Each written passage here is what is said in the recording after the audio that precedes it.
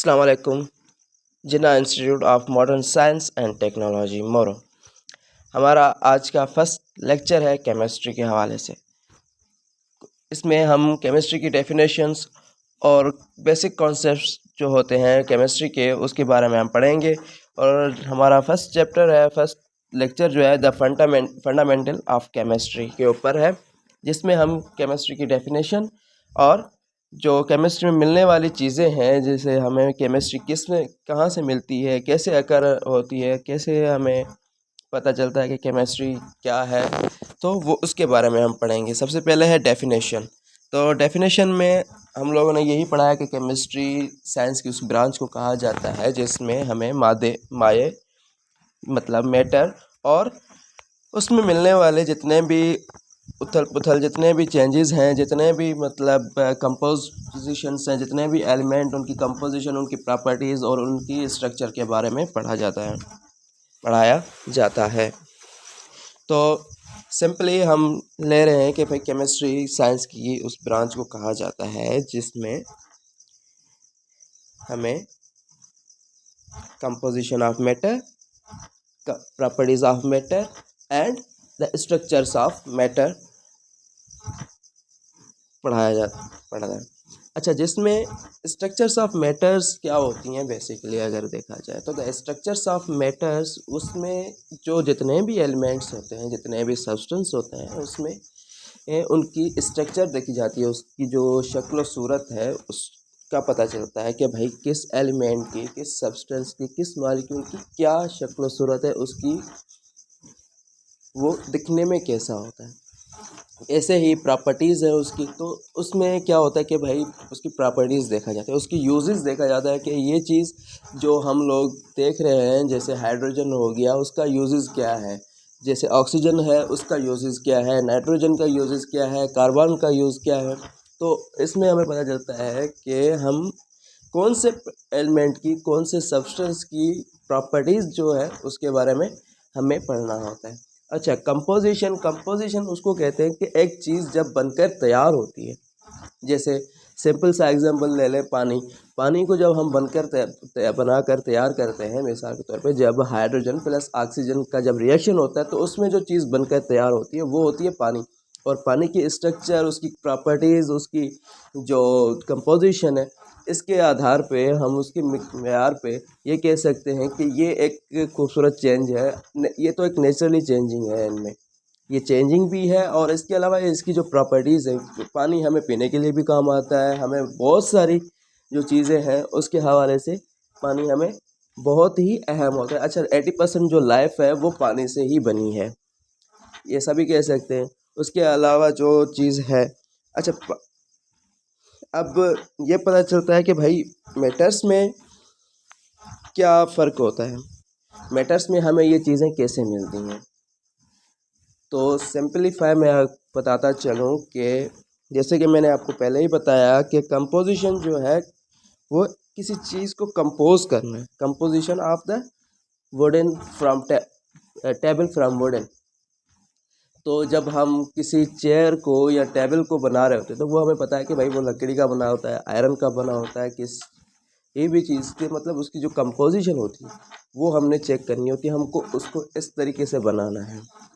और दूसरी है स्ट्रक्चर, गिवन शेप। अब हमें पता चला है कि भाई हमने क्या करना है कि हमको इस हिसाब से इसकी शक्ल कैसे देनी है। मिसाल के एक टेबल पे की शक्ल होगी या किसी ऐसी चीज़ की शक्ल, उसको हम जो शेप देंगे उसको हम उसकी स्ट्रक्चर कहेंगे। और उसके बाद है प्रॉपर्टीज़। अब इन दोनों से पहले मतलब कंपोजिशन और स्ट्रक्चर से पहले हमने उनकी प्रॉपर्टीज़ देखनी होती है कि भाई इनकी प्रॉपर्टीज़ क्या है। अगर जो चीज़ हम बना रहे हैं वो हमारे किस काम पे आएगी, किस आधार पे हम लोग वो चीज़ बना रहे हैं कि वो हमें आगे चल के हमारे लिए बहुत अहम साबित हो, हमारी हेल्पफुल हो और हमें उस चीज़ की ज़्यादा से ज़्यादा ज़रूरत पड़े। तो सबसे पहले हम उसकी स्ट्रक्चर प्रॉपर्टीज़ को देखेंगे। उसकी प्रॉपर्टीज़ के बाद हम उसके स्ट्रक्चर को सोचेंगे कि भाई इसकी स्ट्रक्चर ऐसी होनी चाहिए, इसको ऐसा लुक होना चाहिए, ये ऐसे दिखनी चाहिए। तो उसके स्ट्रक्चर के बाद हम उसकी कंपोजिशन को, जब हम उसकी स्ट्रक्चर और प्रॉपर्टीज़ पे काम ख़त्म कर देंगे तो हम उसकी स्ट्रक्चर पे कंपोजिशन पे आएंगे, हम उसको बनाना शुरू करें। जब वो बन के तैयार हो जाएगा तो हम उसको कंपोज कर बोलते हैं हम। तो केमिस्ट्री जो पूरा का पूरा जितने भी एलिमेंट्स हैं 118 एलिमेंट्स, वो इसी ये तीनों टर्म्स के ऊपर बेस्ड है। हालांकि वो मिलते हमें मेटर्स की सूरत में है। अब मेटर्स तो हमें पता है कि 3 स्टेट्स में मिलती हैं, एक गैस स्टेट में, एक लिक्विड स्टेट में, और दूसरा सॉलिड स्टेट में और प्लाज्मा में। अब लिक्विड स्टेट में आप सिंपल एग्जांपल ले लो, वाटर हो गया, अल्कोहल हो गई, या फिर इथाइलिन हो गई, इथाइल हो गई, ये लिक्विड फॉर्म में आती है। सॉलिड स्टेट में वुड, आयरन, आइस वगैरह ये सॉलिड स्टेट में आ जाती है। हालांकि आइस जो है वो तीनों स्टेट में कन्वर्ट आराम से हो जाएगा, क्योंकि जब हम पानी को फ्रीज करते हैं तो वो सॉलिड फेज में आ जाता है। और जब उसी पानी को हम निकाल के जब उस आइस को हम नॉर्मल टेम्परेचर पे, रूम टेम्परेचर पे हम रखेंगे तो वो एवापोरेट होने लग जाएगा। उसमें जो एवापोरेशन होगी, जो क्लाउड बनेंगे, जो एटमॉस्फेयर में घुल जाएंगे, उसी को हम क्या बोलते हैं। और प्लाज्मा भी बिल्कुल ऐसा ही है। प्लाज्मा जो हमें है वो हमें बिल्कुल ऐसे मिलता है, जिसमें हम लोग क्या करते हैं कि किसी भी लिक्विफाइड स्टेट को हम जब बॉयल करते हैं तो उस बॉइलिंग पॉइंट से जब वो उसमें क्लाउड्स और जो एवापोरेशन होती है उसको हम प्लाज्मा कहेंगे। अच्छा, इम्पोर्टेंस ऑफ केमिस्ट्री। केमिस्ट्री की क्या इम्पोर्टेंस है? तो केमिस्ट्री की इम्पोर्टेंस समझने के लिए हमें ये पता होना चाहिए कि केमिस्ट्री क्या है, क्या नहीं है।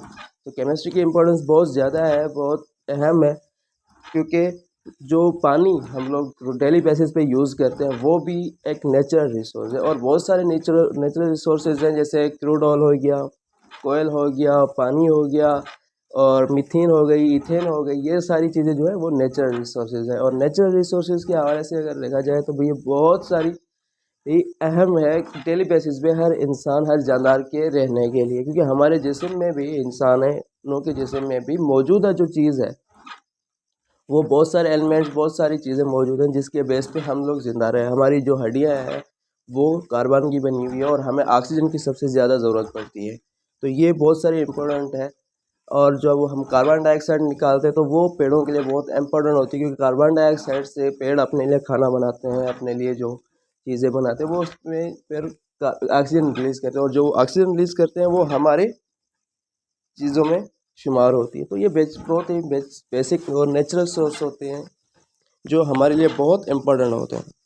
अच्छा, इसके अलावा बेसिक डेफिनेशंस, जैसे मैटर हो गया। मैटर को हम लोग पता है कि ना तो बना सकते हैं, ना तो डिस्ट्रॉय कर सकते हैं, ना ख़त्म कर सकते हैं। हमें मैटर जो मिलता है वो 3 स्टेट्स में मिलता है, एक लिक्विड स्टेट में, एक सॉलिड स्टेट में, और एक गैसेस स्टेट में, जैसे मैं पहले ही बयान करके आ गया हूँ। उसके बाद डेफिनेशन ये है कि मैटर ना जो चीज़ वज़न रखे और जगह भी घेरे तो उसको हम मैटर कहते हैं। तो मैटर हमें बहुत सारे स्टेट में मिल जाता है। 4 स्टेट हैं, बेसिक 4 स्टेट हैं। वैसे तो 7 स्टेट में हमें मिलता है वैसे, लेकिन 4 स्टेट जो बेसिक हम लोग पढ़ते हैं उनमें से एक सॉलिड, लिक्विड और गैस और प्लाज्मा, इन 4 स्टेट्स में हमें मिलता है।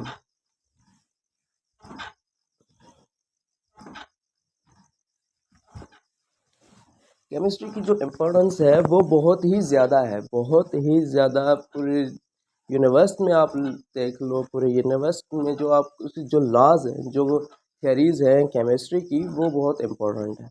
क्योंकि हर एक चीज़, हर एक न्यूक्लियर में जो उसके इलेक्ट्रॉन्स और प्रोटॉन्स और न्यूट्रॉन्स की जो कंसिस्टेंशन है वो बहुत अहम है। अगर मैंने आपको पहले बताया कि केमिस्ट्री अपने आप में ही एक यूनिवर्स है, तो बिना केमिस्ट्री के इम्पॉसिबल है सरवाइव करना। एक बेसिस पे बहुत इम्पॉसिबल हो बन जाती है वो चीज़। और जैसे गैसेस स्टेट में मैंने आपको पहले ही बताया कि गैसेस स्टेट में हमें बहुत सारी गैसेस, बहुत सारे एलिमेंट्स, बहुत सारी चीज़ें मिल जाती हैं, जिसमें hydrogen, carbon, nitrogen plus oxygen या हीलियम हो गई। सॉलिड स्टेट में हमें वुड, डायमंड या आयरन या स्टील वगैरह जो भी चीज़ें हैं ये मिल जाती हैं। लिक्विड स्टेट में हमारे पास आइस भी है, क्योंकि जब हम रूम टेम्परेचर पे आइस को रखते हैं तो वो फिर लिक्विड अपने फर्स्ट सिचुएशन में जो पहली उसकी पोजीशन है जो लिक्विड फॉर्म में था वो उसी में आ जाता है। और दूसरा है वाटर हो गया, तीसरा है मीथेन होगी। ये हमारे कुछ बेसिक कॉन्सेप्ट्स हैं, बेसिक चीज़ें हैं केमिस्ट्री के बारे में। आगे मज़ीद इंशाल्लाह कल दूसरे लेक्चर में अपलोड होंगी।